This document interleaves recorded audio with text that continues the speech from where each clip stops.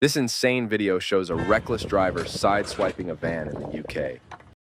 The driver of the tipper truck drove away as if nothing had happened and started driving more and more erratically on the road.